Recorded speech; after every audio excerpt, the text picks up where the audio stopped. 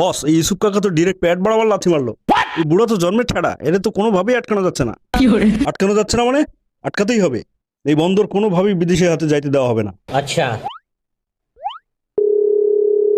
নেতা, আপনি এখনো চুপ করে আছেন? এদিকে আমাদের ভাত পানি সব বন্ধ করে দিতেছে কাকায়। তোমরা আন্দোলন করো না কেন? আমি তো আছি।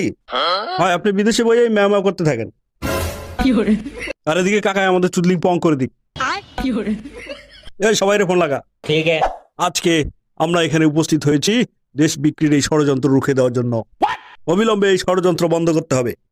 এই বন্দর যদি দিতে হয় তাহলে আমাদের রক্তের উপর পাড়া দিয়ে দিতে হবে। কি হয়েছে, আপনি হাসতেছেন কেন? আমি ওদের কাণ্ড দিকে হাসতেছি। দেশ বিক্রি হয়ে যাচ্ছে এই জন্য ওরা চিল্লাচ্ছে না, ওরা চিল্লাচ্ছে ওদের ধান্দা বন্ধ হয়ে যাচ্ছে এই জন্য। গত 54 বছরে এই ব্যবসায়ীদের জিম্মি করে এই বন্দর থেকে হাজার হাজার কোটি টাকা লোপাট করেছে এই বদের দল।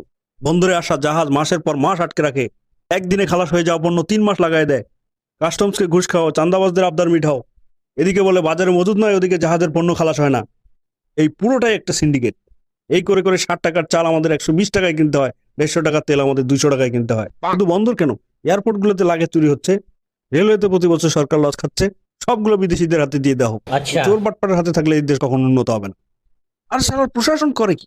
দুদকেদের সম্পদের বিবরণ নেয় না কেন? আর্মি এদেরকে ধরে ছেঁচা দেয় না কেন? সুটিয়ে লাল করে দেবো, নোংরামি বার করে দেবো।